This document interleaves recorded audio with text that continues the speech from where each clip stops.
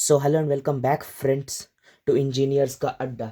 तो आज हम लोग आ चुके हैं अपने और एक वीडियो पे वेब टेक्नोलॉजी प्लेलिस्ट के ऊपर, जहां हम लोग कुछ बेसिक्स डिस्कस करने वाले हैं, जैसे कि टेबल्स क्या है, कलर्स क्या होता है, और मेनली इमेजेस। इमेजेस जो है वो आप लोग का एक इम्पॉर्टेंट टॉपिक है एचटीएमएल के अंदर।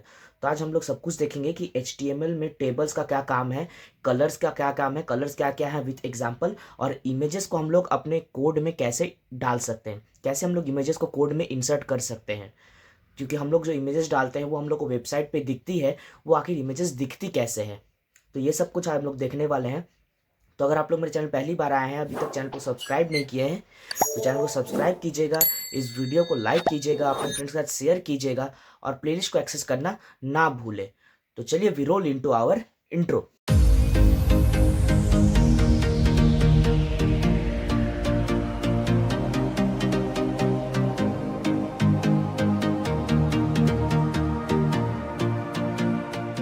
तो आप सभी लोगों ने हम अपने जीवन में स्टैटिस्टिक्स तो पढ़ा ही होगा। अगर आप लोग साइंस में नहीं भी पढ़े तो फिर क्लास 11 12 9 10 कभी ना कभी स्टैटिस्टिक्स तो पढ़ा ही होगा। तो अगर आप लोग को थोड़ा भी याद है तो स्टैटिस्टिक्स में क्या होता था, हमारे पास एक ऐसा टेबल रहता था, कुछ इस टाइप का हमारे पास एक टेबल रहता था। यहाँ पर होती थी एक्स और यहाँ पर होती थी एफ। यहाँ पर कोई वैल्यू होता था 2 3 4, और यहाँ पर फ्रीक्वेंसी होती थी 1.2 5 और 6, यानी कि एक्स होने की प्रोबेबिलिटी 1.2 टाइम्स है।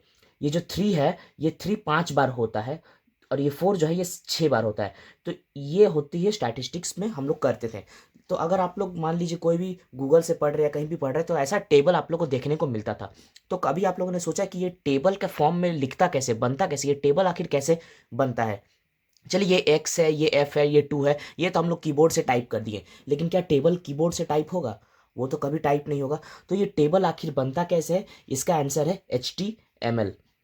हम लोग HTML की मदद से टेबल्स बनाते हैं, जो कि हमारा आज का टॉपिक है, पहला टॉपिक है, एच टेबल्स इन HTML। तो सबसे पहले इसका डेफिनेशन क्या कहता है कि इट अलाउज, ये है, it allows web developers, it allows web developers to arrange data into columns and rows। यानी कि सिंपल है इसका मीनिंग। हम वेब डेवलपर्स, यानी कि अगर आप लोग कुछ लिख रहे हैं, अगर आप लोग HTML यूज कर रहे हैं, तो आप एक वेब डेवलपर है। वेब डेवलपर उसी को कहा जाता है जो वेब डेवलपमेंट करता है। तो it allows web developer to arrange data into columns and rows, ये कॉलम्स और ये रोज। तो बस वही है कि it arrange data into columns and rows. हम लोग कॉलम्स एंड रोज में डाटा को इंसर्ट कर सकते हैं, एज सिंपल एज दैट। इसका सिंपल सा डेफिनेशन यही है। यह आप लोग को उतना इंपॉर्टेंट नहीं है, लेकिन अगर आप लोग कोड कर रहे हैं और अगर आप लोग कभी टेबल बनाने का जरूरत पड़े, तो आप लोग को पता होना चाहिए कि टेबल आखिर कैसे इंसर्ट किया जाता है कोड के अंदर। और जैसे कि मैंने टेबल का जो फॉर्म है वो है TD। ये टेबल TD हम लोग यूज करते हैं, यहाँ कोड लिखेंगे और ये TD। तो इसके मदद से हम लोग को क्या बनता है, टेबल का सेल बनता है, सेल्स। ये एक सेल है, ये 2 सेल है, ये 3 सेल है, ये सेल्स बनते हैं इस TD टैग के मदद से। अगर आप लोग को नहीं पता कि टैग क्या है, तो मैंने अपने पहले वीडियो में बहुत ही अच्छे से बेसिक्स में बताया कि टैग्स क्या होता है और क्यों काम आता है। अगर आप लोग वो वीडियो नहीं देखिए तो एक बार वो देख लीजिए, ताकि आप लोग का बेसिक्स क्लियर हो जाए। टैग्स बहुत ही अच्छे से एक्सप्लेन किया था मैंने वहाँ पर। तो ये TD टैग के मदद से हम लोग टेबल सेल्स बनाते हैं। और एक टैग होता है TR टैग की मदद से हम लोग क्या करते हैं, रोज को इंसर्ट करते हैं। मतलब कि मान लीजिए मुझे ये रो चाहिए, एक्स रो चाहिए, तो यहाँ पर मैं TR लिखूंगा, यहाँ पर एक्स लिखूंगा, यहाँ पर TR लिखूंगा, मतलब कि एक एक्स नाम का रो बन जाएगा, टेबल रो बन जाएगा एक्स नाम का। I hope it's clear. तो बस टेबल्स के अंदर इतना ही था, आप लोग को इतना ही जानना है। अगर आप लोग को कोडिंग करेंगे तब आप लोग को ये TD और TR का मदद से कोड करना पड़ेगा, वो एक डिफरेंट पार्ट है। इसके बाद हम लोग देखते हैं व्हाट इज कलर। तो हमारा नेक्स्ट टॉपिक है कलर, COLOR। स्पेलिंग पे ध्यान दीजिएगा, COLOUR नहीं है, बल्कि अगर साइंस के स्टूडेंट है, अगर आप लोग कंप्यूटर के स्टूडेंट है, तो हम लोग के लिए कलर का स्पेलिंग COLOR ही होता है, LOUR नहीं होता है। ये आप लोग ध्यान में रखिएगा जरूर, ये नहीं होता है। तो कलर, अब स्पेलिंग भले ही डिफरेंट हो लेकिन कॉन्सेप्ट सेम है। कलर का मतलब वही होता है, नॉर्मल कलर्स। अब अगर मान लीजिए मुझे वेब पेज को सजाना है, किसी चीज़ को अरेंज करना है, जैसे कि मैंने पिछला वाला जो बताया, टेबल जो बताया, तो टेबल को ही मान लीजिए मुझे किसी कलर से रंगना है, कोई पर कहीं पर कोई एक सेल मुझे हाईलाइट करना है, तो वो कैसे होगा? वो इस कलर कोड के मदद से होगा। इस कलर से हम लोग किसी भी चीज़ को कलर कर सकते हैं, किसी चीज़ को कलर दे सकते हैं। बस यही है इसका कॉन्सेप्ट। इसमें आप लोग को ये जानना है कि ये 16 टाइप्स ऑफ कलर नेम्स को रिकॉग्नाइज करता है। HTML 16 कलर नेम्स को रिकॉग्नाइज करता है। यहां पर हमारे पास 3 मेथड्स होते हैं कलर को डिफाइन करने के लिए, कि मुझे क्या कलर चाहिए उसके मुझे मेरे पास 3 मेथड्स होते हैं HTML के अंदर। जिसमें से पहला सबसे सिंपल जो है वो है नॉर्मल नाम दे देना, कि मुझे रेड चाहिए, ग्रीन चाहिए, ब्लू चाहिए, या कुछ भी चाहिए, जो कलर चाहिए वो मैंने सिंपल दे दिया और वो कलर आ जाएगा। अब सेकंड जो होता है वो होता है हमारे पास 6 डिजिट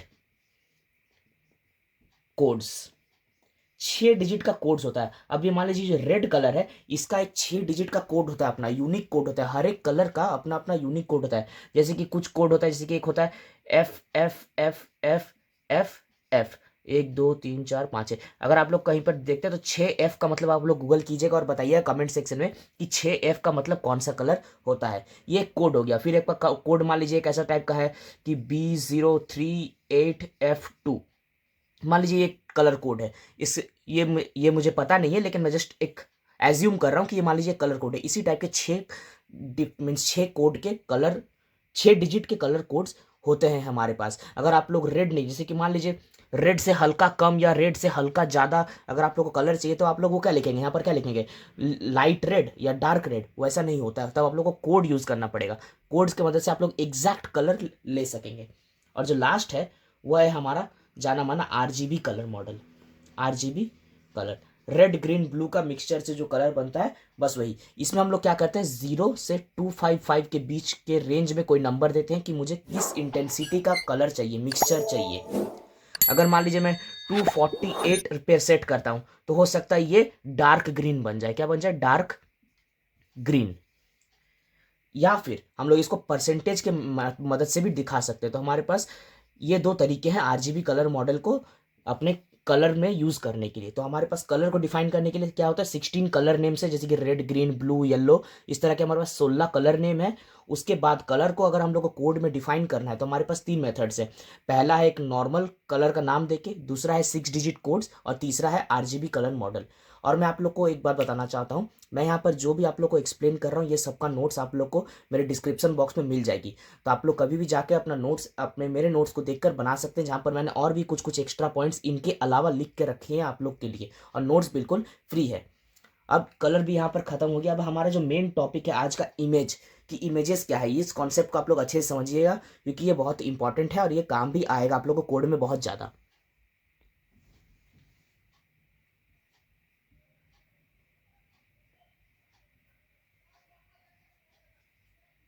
इमेजेस या फिर इमेज, तो यहाँ पर हम लोग शुरू करते हैं इमेजेस के बारे में। तो सबसे पहले इसका जो बेसिक है, जो मेन चीज़ है इसका, कि इसका टैग। इसका टैग क्या है? Simple IMG। कुछ रटने का जरूरत नहीं है, ये सिंपल इसका टैग है। आप लोग को IMG टैग को यूज करना है। फिर से मैं कह रहा हूँ कि अगर आप लोग को टैग का मतलब नहीं पता, तो आप लोग को HTML का कुछ भी नहीं पता। टैग सबसे मेन चीज़ है HTML कोड लिखने के लिए। अगर आप लोग वेबसाइट बनाना चाहते हैं HTML की मदद से, तो आप लोग को टैग्स के बारे में नॉलेज होना चाहिए। अगर आप लोग को जानना है टैग्स के बारे में, तो मैंने उसके ऊपर ऑलरेडी वीडियो बना के रखी है, आप लोग जाके उसको एक बार जरूर एक्सेस करें। तो यहाँ पर आता है IMG टैग। अब आप लोग को आप लोग थोड़ा अपना दिमाग पे जोर डालिए और सोचिए कि ये आपका मोबाइल का स्क्रीन है। आप लोग कोई भी एक वेबसाइट खोले हैं, वेबसाइट खोलते ही आप लोग को यहाँ पर एक इमेज दिख रहा है। मान लीजिए यहाँ पर कोई एक इमेज दिख रहा है, पहले कुछ कंटेंट है यहाँ पर लिखा हुआ है और यहाँ पर एक इमेज है। तो अब ये जो इमेज है, ये यहाँ पर कैसे आया वेबसाइट पे? ऐसा तो नहीं है कि जिसने कोडिंग किया है उसने अपने कंप्यूटर पर पहले एक इमेज डाउनलोड किया, फिर उसको कॉपी किया, राइट क्लिक करके कॉपी किया, फिर यहाँ पर वेबसाइट पे जाके पेस्ट कर दिया। ऐसा नहीं होता है, ये कोई तरीका नहीं है, ये होगा ही नहीं, ये इम्पॉसिबल चीज़ है। तो फिर होता कैसे है, कैसे हम लोग इमेज देख पाते हैं एक वेबसाइट के अंदर? तो इसका सिंपल सा मतलब ये है कि हम लोग क्या करते हैं, इमेज का लिंक कॉपी करते हैं, इमेज पाथ कॉपी करते हैं। और ऐसा भी नहीं है कि हम लोगों ने ऐसा इमेज टैग लिखा, यहाँ पर अपने इमेज पे गए, राइट क्लिक किया, इमेज को कॉपी किया, यहाँ पर आके यहाँ पर ऐसे पेस्ट दबा दिया और फिर यहाँ पर इमेज टैग क्लोज कर दिया। तो ऐसा नहीं होता है, ये तरीके से इमेज नहीं आएगा। आप लोग अगर कॉपी पेस्ट करेंगे तो इमेज कभी शो नहीं होगा, क्योंकि आप लोग कोड लिख रहे हैं। कोड के अंदर आप लोग एक इमेज को नहीं लिख सकते, आप लोग को कोड के अंदर कुछ टाइप ही करना पड़ेगा, कुछ राइटिंग, कुछ आपको टेक्स्ट देना पड़ेगा। वो टेक्स्ट क्या है? वो होता है इमेज का पाथ। आप लोग राइट क्लिक कीजिए इमेज पे, इमेज का वहाँ पर लास्ट में आप लोग को ऑप्शन मिलेगा कॉपी एज पाथ, उस पाथ को कॉपी कीजिए और यहाँ पर एक IMG टैग ओपन कीजिए, इस पाथ को यहाँ पर पेस्ट कीजिए और यहाँ पर एक IMG टैग क्लोज कर दीजिए। आप लोगों ने इसके अंदर जो पाथ दिया होगा जो इमेज का, वो इमेज यहाँ पर ऐसे वेबसाइट पे आपका डिस्प्ले हो जाएगा। तो ये सबसे सिंपल चीज़ है। इसका जो मेन पॉइंट है वो क्या है कि images are not technically inserted into a web page, but they are linked to web pages। इसका मतलब आप लोग समझ गए कि इमेजेस को हम लोग टेक्निकली इंसर्ट नहीं करते, इमेजेस को हम लोग यहाँ पर इंसर्ट नहीं करते, हम लोग उसका लिंक करते हैं, अपने कंप्यूटर के साथ इमेज को लिंक करते हैं। और ऐसा कोई भी मैटर नहीं है कि अगर आप लोग का कंप्यूटर शट डाउन रहा और आप लोगों ने कोई वेबसाइट बनाई है और अगर आप लोग का कंप्यूटर बंद रहा तो यूज़र को वो इमेज नहीं दिखेगा, क्योंकि आपका कंप्यूटर बंद है, क्योंकि आपने लिंक कॉपी किया। ऐसा कोई बात नहीं है, अगर आप लोग कंप्यूटर बंद भी रहेगा तो भी आप लोग को यहाँ पर इमेज वो शो होगा यूज़र को, but they are linked to web pages. ये इसका सबसे सिंपल है। और यहाँ पर और एक पॉइंट जो आप लोग को जानना है कि इमेजेस के हमारे पास 4 फॉर्मेट्स होते हैं। एक होता है JPG जो हम लोग का फ़ोन में शो होता है, JPG। एक होता है GIF जो हम लोग शॉर्ट 2 सेकंड 3 सेकंड का भेजते हैं। एक होता है PNG फॉर्मेट, ये भी मैंने आप लोग को एक्सप्लेन किया है। और एक होता है BMP फॉर्मेट। आप लोग इस फॉर्मेट्स के बारे में थोड़ा पढ़िएगा, थोड़ा पता कीजिएगा कि ये फॉर्मेट क्या है क्या नहीं। अब इसके बाद हम लोग देखते हैं कि हम लोग इमेजेस को कैसे डालते हैं। ये जो पार्ट है इस पे हम लोग इमेज डालते हैं कैसे, ये मैं आप लोग को अभी बताने वाला हूँ। तो यहाँ पर मैंने आप लोगों के सामने एक बेसिक इमेज को ऐड करने का टैग लिख दिया है, कोड लिख दिया है। आप लोग को बस इतना लिखना है 2 लाइन के अंदर और आप लोग का इमेज ऐड हो जाएगा आप लोग का वेबसाइट पे। अब यहाँ पर इसका आउटपुट में पहले यहाँ पर आप लोग को बता देता हूँ, फिर मैं आप लोग को कोड बताऊंगा। ये एक स्क्रीन बनाऊंगा मैं यहाँ पर और एक स्क्रीन मैं इस जगह पे बनाऊंगा, 2 स्क्रीन आप लोग को डिफरेंस बताने के लिए कि क्या है। सबसे पहले आप लोग को जानना है IMG। देखिए यहाँ पर एक चीज़ ध्यान रखिएगा, आई जो है ये हमेशा स्मॉल होगा। अगर आप लोग कैपिटल कर देंगे तो आप लोग का कोड रन नहीं होगा, एरर बताएगा। तो आप लोग को यहाँ पर IMG लिखना है, उसके बाद SRC। अब SRC का मतलब क्या होता है? SRC का मतलब होता है लिंक। कोई भी लिंक, अगर आप लोगों को कोई लिंक डालना है अपने कोड के अंदर, कोई भी लिंक, मान लीजिए WhatsApp link, Facebook link, Instagram link, कोई भी लिंक डालना है तो आप लोग को SRC टैग का यूज़ करना पड़ेगा। जैसे कि आप लोग बहुत जगह देखते होंगे, अगर आप लोग किसी वेबसाइट पे खोलेंगे तो वहाँ पर एक यूट्यूब का लिंक रहता है कि for more details find check this video out. तो वो यूट्यूब का लिंक कहाँ से आता है? वो SRC टैग से आता है। यूट्यूब का लिंक उसने अपना कॉपी किया होगा वीडियो का, यहाँ पर डाला होगा वीडियो SRC और लिंक पेस्ट कर दिया होगा। तो इस तरह से हम लोग इमेज को यहाँ पर फिलहाल ऐड करते हैं। ये मैंने इमेज को कॉपी किया और यहाँ पर उसका लिंक को मैंने पेस्ट कर दिया। मेरा मान लीजिए कि इमेज का नाम है imagegirl.jpg, ये मान लीजिए फॉर एग्जांपल नाम है। तो यहाँ पर क्या आ जाएगा, मेरे पास एक स्क्रीन में ऐसे एक लड़की आ जाएगी मान लीजिए, ठीक है, 2 चोटी वाली लड़की आ जाएगी, कोई बात नहीं, लड़की ऐसी होती है। तो imagegirl.jpg और उसके बाद जो है ये ऑल्ट एरर डिस्प्ले। ऑल्ट मतलब क्या होता है? ऑल्टरनेटिव। आप लोग इस तरह से याद कर सकते हैं, ऑल्टरनेटिव। इमेज SRC imagegirl.jpg, फिर एक स्पेस देना है, फिर ऑल्ट एरर डिस्प्ले। अब ये ऑल्ट क्या है? अब मान लीजिए कि कभी कभी आपका नेटवर्क सही नहीं चल रहा है या फिर आप लोग का डाटा ऑफ है, अगर आप लोगों ने डाटा ऑन करना भूल गया आप लोगों ने, तो आप लोगों को क्या होगा, ये imagegirl.jpg इमेज तो दिखेगा नहीं क्योंकि आप लोग का डाटा ऑफ है। तो आप लोग जब भी यहाँ पर क्या करेंगे, इस यहाँ पर लिखा आ जाएगा एरर डिस्प्ले। इस तरह से एरर डिस्प्ले स्लो हो जाएगा। मतलब कि अगर आप लोग ऑल्ट के अंदर जो भी लिखेंगे तो आप लोग को वो यहाँ पर डिस्प्ले होगा, जो हो जाएगा जब आप लोग का फोटो लोड नहीं हो पा रहा है। किसी भी कारण से अगर फोटो लोड नहीं हो पा रहा है तो आप लोग को इस ऑल्ट के अंदर जो भी लिखेंगे चीज़ वो यहाँ पर फोटो के बदले डिस्प्ले होगा। और नीचे एक ऑप्शन आ जाएगा रीट्राई। ये आता है नहीं आता है वो आपके ऊपर डिपेंड करता है, वो आगे का बात है। लेकिन आप लोग का यहाँ पर ऑल्ट में आप लोग जो लिखेंगे वो यहाँ पर डिस्प्ले होगा। अगर मान लीजिए यहाँ पर मैं ऑल्ट के अंदर कुछ और लिख देता हूँ कि मान लीजिए ABC लिख देता हूँ ऑल्ट के अंदर, तो यहाँ पर जब इमेज लोड नहीं हो पाएगा तो यहाँ पर क्या आएगा, डिस्प्ले होगा ABC डिस्प्ले होगा। और एक यहाँ पर चीज़ है कि अगर मैं ऑल्ट को एम्प्टी रख देता हूँ तो क्या होगा, अगर मैं इस तरह से ऑल्ट को एम्प्टी रख देता हूँ तो क्या होगा, या फिर मैं ऑल्ट टैग को यूज ही नहीं करता हूँ तो क्या होगा। तो सिंपल है, आप लोग का कोड फिर भी रन कर जाएगा। ऑल्ट टैग अगर आप लोग नहीं लिखेंगे तो भी आप लोग का कोड तो रन हो जाएगा, लेकिन यहाँ पर जब आप लोग मीन्स बाय डिफॉल्ट जो होता है यहाँ पर आप लोग को कुछ भी डिस्प्ले नहीं होगा, ना फोटो आएगा ना कुछ राइटिंग आएगा, बस एक ब्लैंक स्पेस दिखेगा इस तरह से और कुछ नहीं दिखेगा। उसके बाद है विथ और हाइट, मतलब कि इस इमेज की कितनी विथ होगी और कितनी हाइट होगी वो हम लोग यहाँ पर सेट कर सकते हैं। लेकिन फिर से ये जो विथ और हाइट है ये हो गया आप लोग का CSS का पार्ट, ये आप लोग का HTML का पार्ट नहीं है। आप लोग CSS से इसको अच्छे से डिजाइन कर सकेंगे अपने इमेज को, कि आप लोग को बीच में रखना है, सेंटर पे रखना है, हवा में उड़ाना है, कहाँ पर इमेज को सेट करना है, कितना हाइट, कितना लंबाई, कितना चौड़ा, कुछ ट्रांजिशन इफेक्ट उस पर डालना है, ये सब कुछ है आप लोग का CSS का पार्ट, वो HTML का पार्ट नहीं है। तो इस तरह से आप लोग एक इमेज को अपने कोड के अंदर इंसर्ट करा सकते हैं, I mean not insert but link करा सकते हैं।